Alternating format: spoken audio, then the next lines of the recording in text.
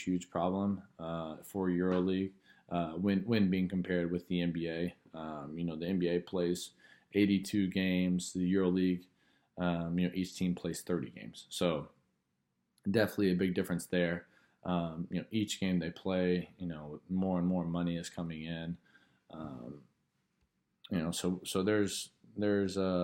this is for reasons like this is why the NBA can charge 5.5 million for for a little 2.5 inch patch on the jersey. But hopping back kind of into Europe, the domestic versus international competitions, I talked about it earlier. But this is extremely important for a company to know their role, know where they want to stay, what their goals are, and who they want to appeal to when they are deciding on what teams to sponsor. So we have two different jerseys. We have an international jersey for EuroLeague, and then we also have a domestic jersey, just for in Lithuania. And it's very important, like I said, for a company to know their role and know, do they want to expand and try to fork over a lot of money? Maybe if they aren't, one of these huge companies, do they want to try and get into the international business, or do they want to, by sponsoring a EuroLeague jersey, or would they rather stay just in Lithuania and not pay as much? It's only a country of 3 million people, so a little smaller. But if you're a local company, that's who you are trying to appeal to.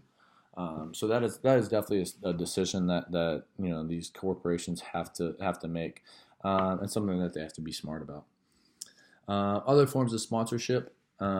We were sponsored by Volkswagen this year, so when they handed me the keys to the car, I got it. I walked around it once to make sure everything was fine, and all I saw was Žalgiris logos all over it. It was on the side, on the back window, on the doors. I mean, everywhere.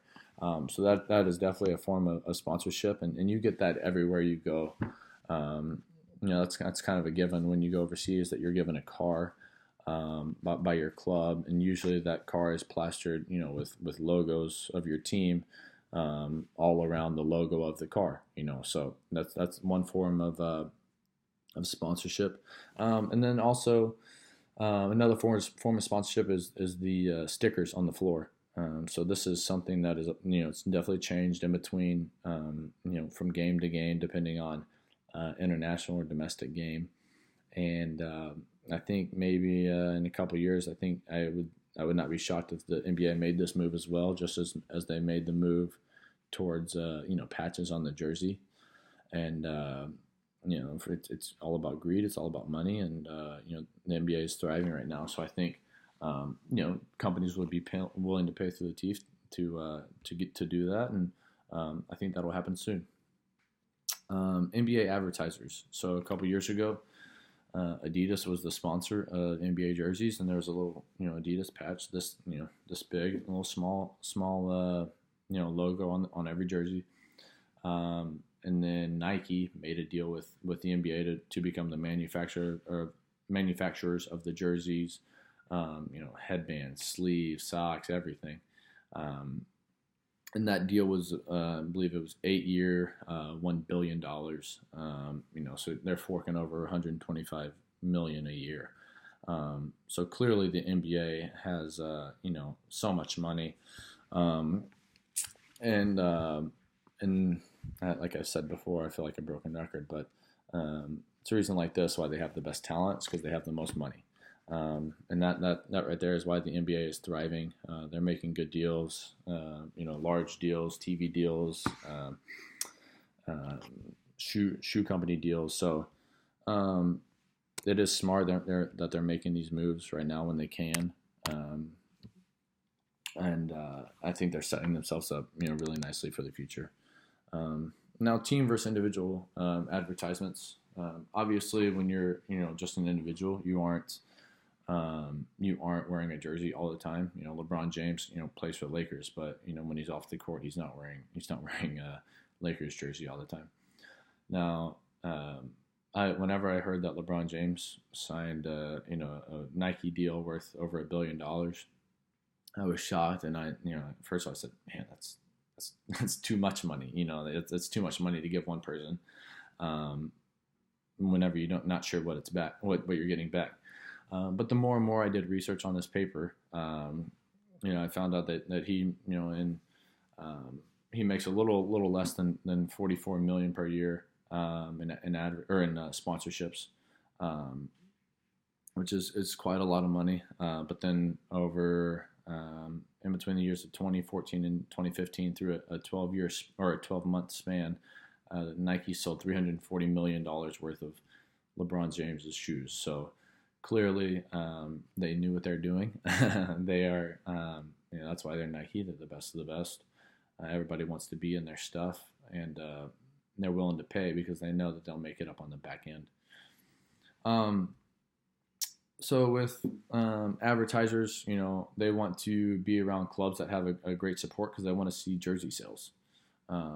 So now instead of having, just the team running around there, on the pitch with their jerseys on, now they have fans, from all over the world. You have, if you're just in Europe, you have, Manchester United is a jersey I see often in the States. If you go to China, you'll see it there. Everywhere in the world, everybody, supports Manchester United, it seems like. So when they're doing this, they're not just selling their jerseys. They're not just buying a logo for the players' jerseys.